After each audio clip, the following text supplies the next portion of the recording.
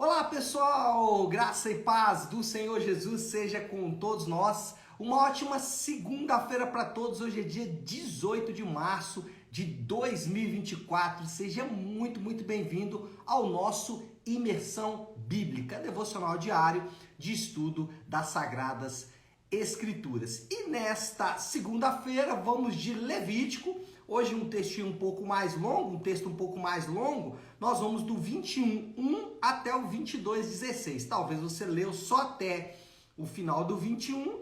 Eu te convido depois a ler os 16 versículos aí do capítulo 22, porque eles fazem parte.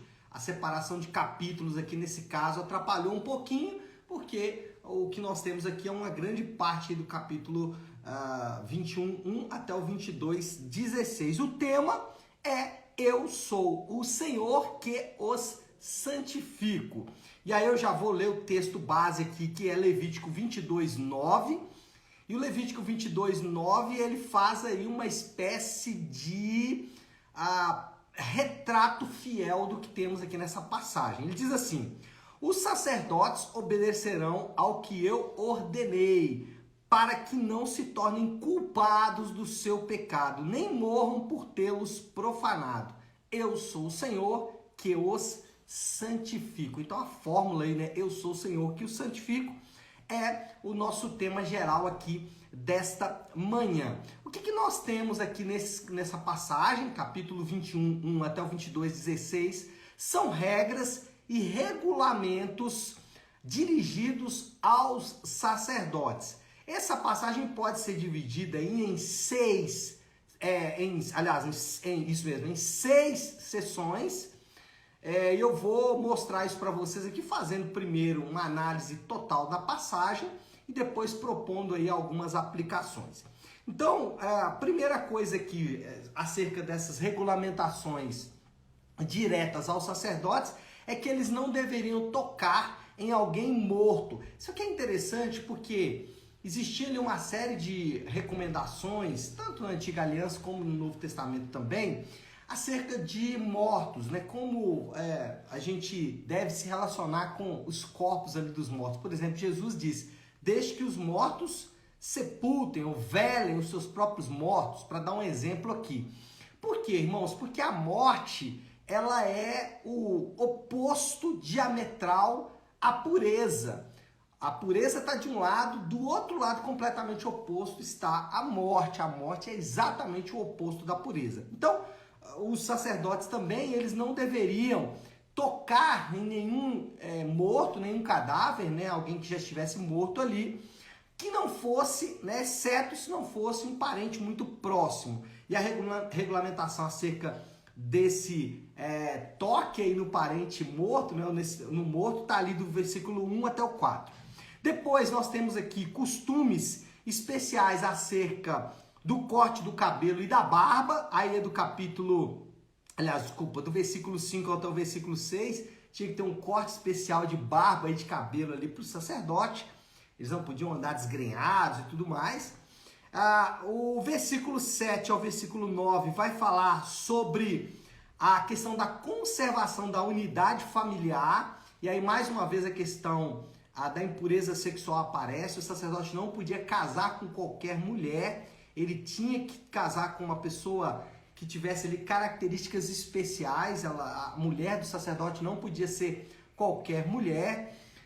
Os sumos sacerdotes, aí a gente tem que se lembrar que dentre os sacerdotes nós tínhamos os sumos sacerdotes. Os sumos sacerdotes também tinham ali algumas regras bem específicas, e aí ele trata disso do versículo 10 até o 15. Basicamente ele vai repetir as mesmas regulamentações aqui do sacerdote, porém com alguns detalhes ali mais pesados, mais fortes, mais severos para o sumo sacerdote. Versículo 16 ao 23 vai falar das deficiências físicas, e aí alguém pode, né, achar estranho. Cara, então o deficiente físico não podia ser sacerdote por um motivo muito claro, né, gente? Prático. O sacerdote, ele tinha que fazer um trabalho pesado. É isso mesmo. Ele tinha que matar animais, esfolar animais. Então, o trabalho dele era pesado. Carregar o tabernáculo, né, no período ali de mudança e tal. Enfim, ele tinha uma série de atividades que eram físicas. E como alguém com uma deficiência física poderia fazer essas atividades? Não poderia. E aí diz que ele vai tratar do versículo 16 ao 23. E aí um grande bloco agora, que é o capítulo 22, do 1 até o 16, e a gente poderia até pensar aqui que seria um bloco separado, ele vai falar especificadamente sobre a maneira como o sacerdote deveria tratar as ofertas dos israelitas. Os israelitas iam trazer o seu sacrifício, iam trazer as suas ofertas, e como o sacerdote deveria tratar essas ofertas. Então, a partir do versículo 1 até o versículo 16 do capítulo 22, são regulamentações e regras concernentes à maneira como o sacerdote deveria tratar as ofertas do povo de Deus. Inclusive, irmãos, os filhos de Eli, quem são os filhos de Eli? Os filhos de Eli são os predecessores de Samuel. Eles foram rejeitados por Deus e Samuel, então, pôde se tornar profeta e também sacerdote, exatamente porque os filhos de Eli foram rejeitados. E por que eles foram rejeitados? Eles foram rejeitados porque trataram as ofertas do povo de Deus de maneira inadequada. Então, tinha assim uma regra muito clara, estreita aqui acerca da maneira como as ofertas deveriam ser tratadas. E aí o bloco mais longo aí desses 6 blocos, sem dúvida alguma, é para esse. O último comentário que eu quero fazer do capítulo aqui é que a fórmula da aliança, ela é mencionada. E ela é mencionada várias vezes. Qual é a fórmula da aliança? Eu sou o Senhor. Isso aí é sempre a invocação de Deus para o pacto. Sempre que Deus dizia, eu sou o Senhor da aliança, eu sou o teu Deus, sou o teu Deus da aliança. Então, sempre que Deus invocava isso, ele estava invocando a aliança. E nesse caso aqui, ele disse, eu sou o Senhor que os santifico. Então, note que aqui tem um ponto importante, que essa santificação, ela era da parte de Deus para eles. Eles deveriam fazer ali a mortificação, né? Estou usando uma linguagem aqui, que é uma linguagem própria dos puritanos. Os puritanos, eles diziam que a nossa santificação, ela tem 2 vias. A mortificação por nossa parte, ou seja, a gente tem que fazer morrer as nossas práticas pecaminosas, e a vivificação, que é a parte de Deus. Deus, por meio do Espírito Santo, nos dá força, vigor para fazer morrer as áreas de pecado na nossa vida. Mas a fórmula da aliança, que eu sou o Senhor que o santifico, talvez com uma ou outra derivação, com uma ou outra mudança, modificação aqui nessa fórmula, mas a fórmula da aliança, ela é mencionada nessa passagem 8 vezes. 8 vezes Deus fala sobre a aliança, e certamente esse é um assunto importante. Bom, aplicações acerca do texto, já que fizemos aqui o panorama geral. Primeira aplicação. A ênfase do texto, já que por 8 vezes foi repetida a fórmula da aliança, a ênfase do texto é no caráter santo de Deus e na necessidade de pureza daqueles que estão em aliança com Ele. Essa é a ênfase do texto. Nós temos que olhar para esse texto, não podemos ignorar todos os ensinos que estão aqui, tá? Eu vou falar um pouco mais sobre isso aqui para frente. Mas a ênfase do texto, o propósito do autor, o propósito de Moisés, o propósito de Deus quando deu essas leis ali para os sacerdotes, era evidenciar a sua santidade. A santidade de Deus tem que ser vista nesse texto. Eu não posso olhar para esse texto e achar ou pensar que Deus é severo demais. As regras de Deus são estreitas em relação à santidade. Isso não é diferente do que Jesus ensinou. Jesus falou sobre o caminho estreito, sobre a porta estreita.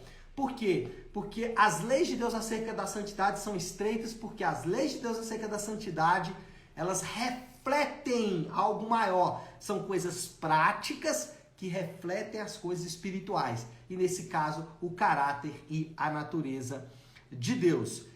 E se Deus é santo, e a ênfase do texto é isso, o seu povo também deve ser santo. Essa é a mensagem de Levítico 21, do 1 até o 22, 16. Deus é santo, logo o seu povo também deve ser santo. E essa fórmula, o Senhor é santo, o seu povo deve ser santo, é repetida muitas vezes no Novo Testamento, especialmente Pedro vai repetir isso. E aí eu quero mostrar aqui para vocês que lá no Novo Testamento, inclusive aqui vai uma dica aí, né? Eu vou falar hoje sobre a vontade de Deus para você. Lembra que a Bíblia diz que a vontade de Deus é boa, perfeita e agradável, mas não descreve qual é a vontade de Deus, né? Pois é. 1 Tessalonicenses 4:3 vai falar que vontade é essa. A vontade, olha aí, 1 Tessalonicenses 4:3. Se você puder, depois leia, mas eu vou ler para você aqui. 1 Tessalonicenses 4:3 diz: a vontade de Deus é que sejam santificados. É isso mesmo. Então, veja que existe uma coordenação estreita, uma sintonia fina, evidente e robusta. Existe uma sintonia fina, evidente e robusta entre o ensino de Levítico e o ensino da Nova Aliança. Em Levítico, Deus é santo e exige santidade do seu povo. Na Nova Aliança, Deus continua sendo santo e continua exigindo santidade do seu povo. Na verdade, o autor aqui de Tessalonicenses vai dizer que essa é a vontade de Deus. Então, se você quiser saber qual é a vontade de Deus para você, é que você seja santo. Então, a primeira coisa, a primeira aplicação aqui é para destacar, realçar, para dar ênfase, foco, focalizar na glória de Deus, na santidade de Deus. Para isso que esse texto está aqui, para nos lembrarmos sempre que o nosso Deus é santo. Olha só que coisa interessante quando a gente fala da santidade de Deus. Lembra da experiência de Isaías, todo mundo conhece, lá do capítulo 6, quando Isaías vê o trono de Deus, a glória de Deus, os querubins e tudo mais, tudo mais, tudo mais. Esses querubins estavam olhando para Deus. E o que esses querubins estavam falando para Deus? Santo, santo, santo. Se tem uma característica de caráter que os anjos ressaltam em Deus, é a sua santidade. E essa santidade está mostrada aqui em Levítico. Primeira aplicação, então, realce total, ênfase total na santidade de Deus. Deus é santo. Glória a Deus por isso. Puro. Outra aplicação. Os sacerdotes no Novo Testamento são os crentes. Irmãos, o sacerdócio do Novo Testamento é exercido por todos os crentes. Em outras palavras, o povo de Deus, a igreja, aqueles remidos do Senhor, eles exercem o papel, a tarefa de sacerdócio a todas as nações.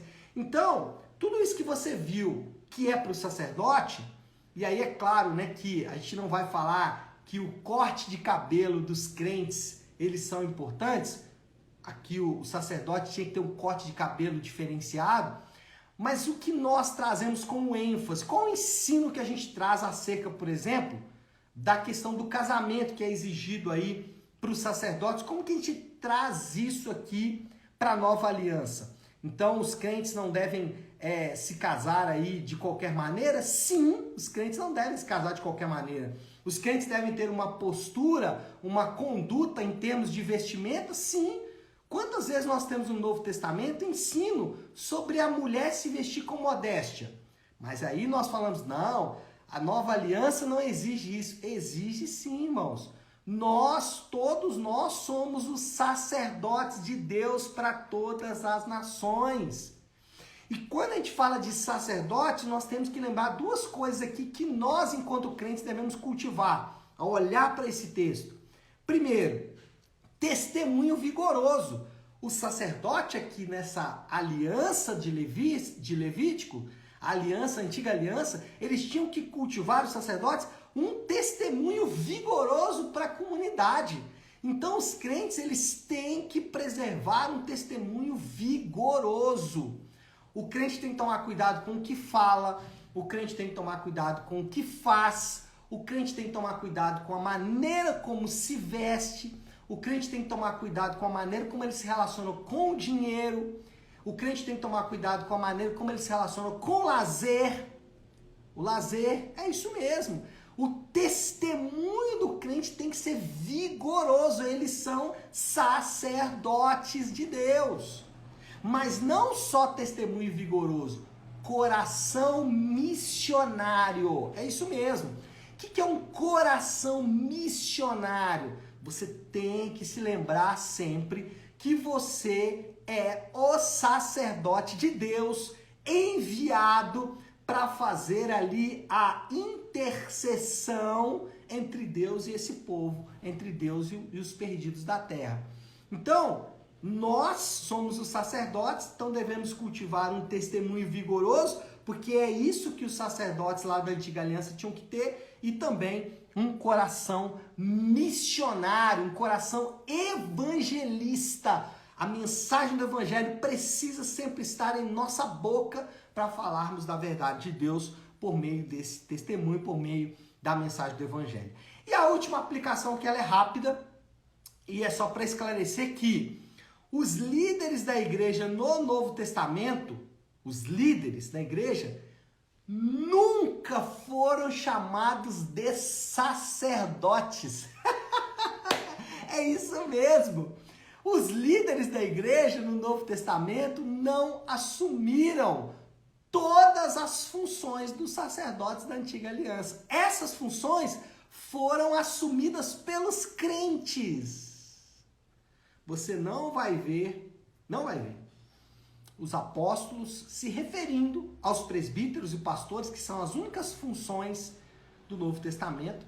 Você jamais verá os apóstolos se referindo aos presbíteros e diáconos como sacerdotes. Nunca, mas os crentes são sacerdotes. Então os líderes da igreja não são sacerdotes. Mesmo assim, agora é o ensino do Novo Testamento. Os líderes da igreja devem ser respeitáveis. Então, enquanto pastores e presbíteros e diáconos, eles têm que ser respeitáveis. E eles têm que ser exemplares, respeitáveis e exemplares, e eles têm que ser respeitados. É isso mesmo. Eles, enquanto líderes, não são sacerdotes, mas eles devem ser respeitáveis, conduta, caráter e testemunho vigoroso, e a igreja deve rejeitar aqueles que não fazem isso. Eles devem ser exemplares, ou seja, os primeiros a estar à frente do seu povo, e eles têm que ser respeitados. Hebreus chega a dizer: obedeçam aos vossos guias, obedeçam aos vossos líderes, porque eles velam por você, para que eles façam isso com alegria. Então, não temos mais sacerdotes como líderes. Os líderes são sacerdotes porque são crentes, mas a Bíblia não chama no Novo Testamento os líderes de sacerdotes. Bom, deixa eu passar aqui para terminar, né, gente? Chega, falei demais já. Eu já falei muito, vamos lá. Os crentes são chamados por Deus, essa é a moral da história, conclusão aqui. Os crentes são chamados por Deus para a sua santificação. Os crentes são chamados por Deus para a sua santificação e envio para todas as nações como testemunho. Esse é o nosso chamado, a nossa vocação. Nós somos chamados por Deus para a santidade e envio a todas as nações. E a segunda moral da história aqui é que os líderes da igreja precisam cultivar um nível elevado de conduta. Os líderes da igreja precisam ser respeitáveis, exemplares e respeitados, como eu disse. Desafio do Léo, então, aí, para a gente finalizar o nosso devocional de hoje. Qual é o desafio aqui? Qual é a aplicação final? Todos nós somos sacerdotes santos de Deus para um povo distante do Deus Santo.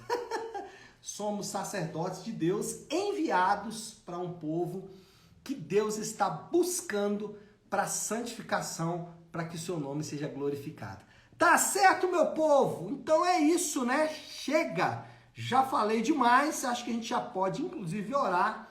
E eu quero, como eu faço toda segunda-feira, eu quero orar aqui a oração que o Senhor nos ensinou, que é a oração do Pai Nosso. Eu estou aqui fazendo o ajuste aqui porque hoje eu vou orar usando aqui o meu iPad, que eu esqueci a minha Bíblia.